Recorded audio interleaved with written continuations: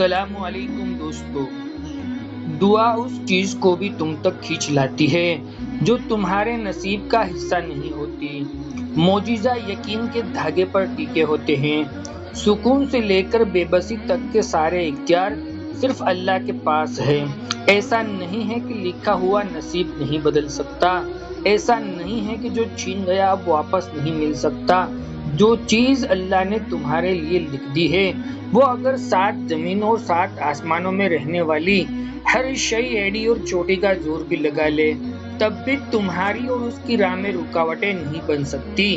اور جس کو اللہ نے تمہارے لیے نہیں لکھا اس کو دعا کے علاوہ کائنات کی کوئی بھی چیز تم تک نہیں لا سکتی۔ جیسے حالات بدلتے ہیں ویسے مقدر بھی بدلتے ہیں، لیکن ہر چیز کے ہونے کا ایک وقت مقرر درکار ہے۔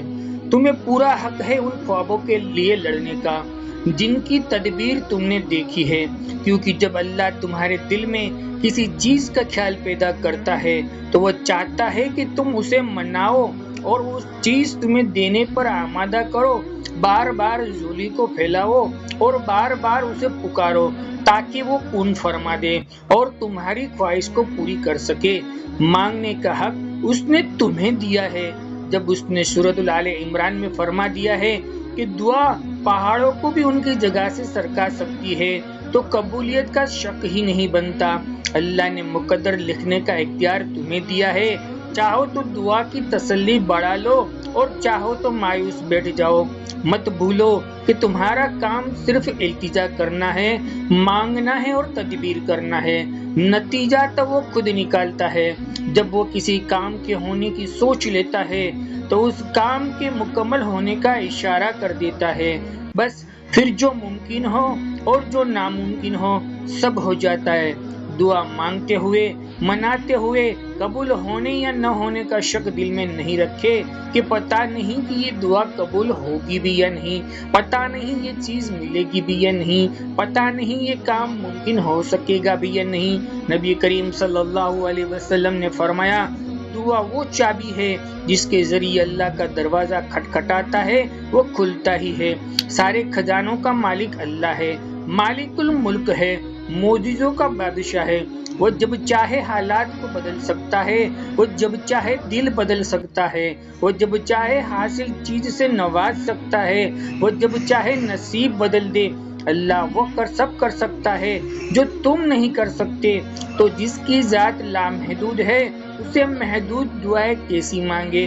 جان رکھو آپ اپنے اعمال دیکھ نہیں اس کی شان دیکھ کر مانگو، کیونکہ جب اللہ بندے کی زندگیوں میں خوشیاں لانا چاہتا ہے تو اس کا ایک اشارہ دعا مانگنے کی توفیق کا بھی مل جانا ہے۔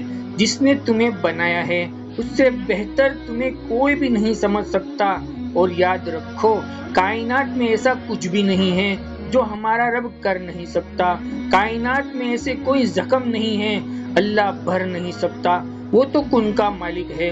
جب اللہ بندے کو نوازنا چاہتا ہے نا تو دوسرا اشارہ تہجد سے محبت کا بھی ہے، کیونکہ تہجد محبت کی تدبیر ہے، اللہ سے محبت کی تدبیر۔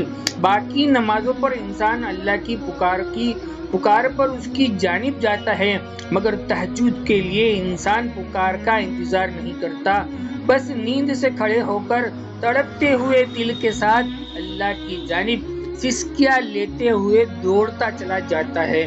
شاید اس لیے تہجد فرض عبادت کا حصہ نہیں بنائی گئی۔ یہ تو بس وہی پڑھ سکتے ہیں جس کو اللہ سے عشق ہو گیا ہو، ایسا عشق جس کے بعد محبوب سے گفتگو کیے بغیر دل کو چین نہ آئے، ایسا عشق جس کے بعد محبوب کے ہر حکم پر چپ چاپ سر جھکا لیا جائے۔ تبھی تو اللہ کی سب سے لاڈلی عبادت تہجد ہے، اور اس تک اللہ نے اپنے لاڈلے بندے کو ہی رسائی دیتا ہے۔ کبھی غم دے کر تو کبھی راتوں کی نیندوں کو اڑا کر وہ اپنے پسندیدہ بندوں کی آواز کو سننے کے لیے، اس کے پکارنے کے لیے کئی بہانے بنا دیتا ہے نا۔ نہ آزمائش ہمیشہ رہتی ہے نہ یہ مرحلہ مستقل ہے۔ وہ تو عادل ہے، وہ کفیل بھی ہے، وہ جو دور لگ رہا ہے وہ تمہارے قریب بھی ہے۔ وہ مانگی ہوئی کوئی دعا کو رد نہیں کرتا، وہ تہجد کے سجدوں کو کبھی ضائع نہیں کرتا۔ جہاں کسی کی پہنچ نہیں ہوتی وہاں سے راستے نکال دیتا ہے۔ جان رکھو تہجد بہت طاقتور عبادت ہے، کیونکہ یہ ثواب یا گناہ کے خوف سے آیا ہے۔ تہجد تک انسان تب پہنچتا ہے جب ساری حسرتیں دل کا ساتھ چھوڑتی ہے۔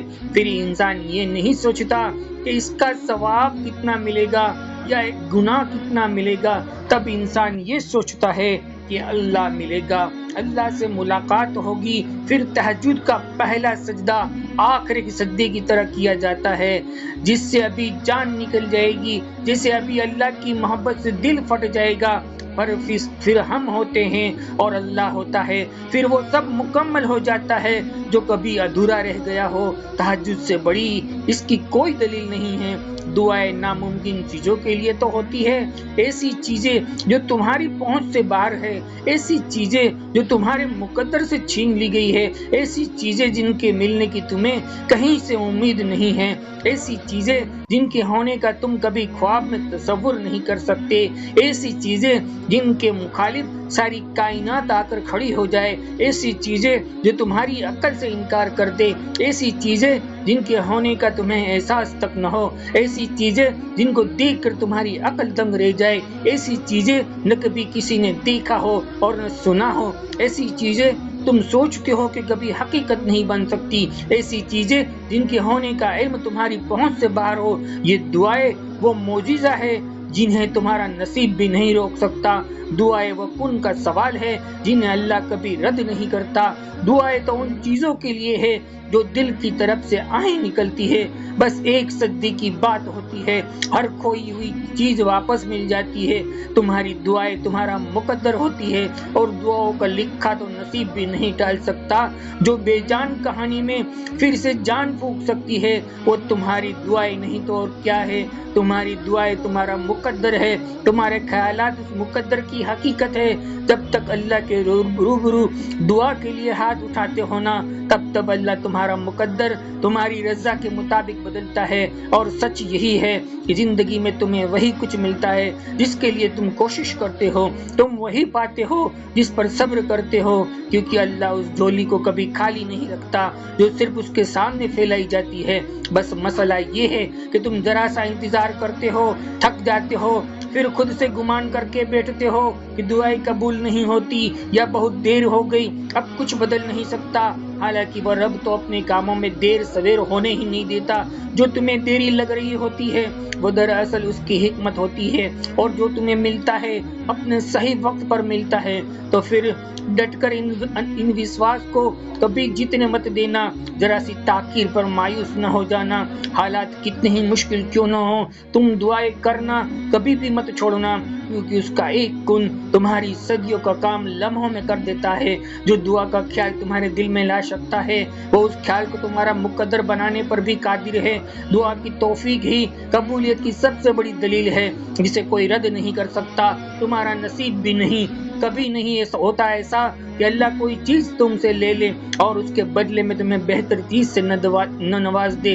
ہماری دلی دعائیں آپ سبھی بہن بھائی کے ساتھ ہے۔ اللہ ہر ایک کی جائز حاجت کو اپنے فضل سے پورا فرمائے۔ دوستو ویڈیو اچھی لگی ہو کامنٹ کر کے ضرور بتائیں، کیونکہ آپ کا ایک کامنٹ ہماری حوصلہ افزائی کرتا ہے۔ زندگی رہی ایک بار پھر خوبصورت ٹاپک کے ساتھ انشاءاللہ حاضر ہوں گے۔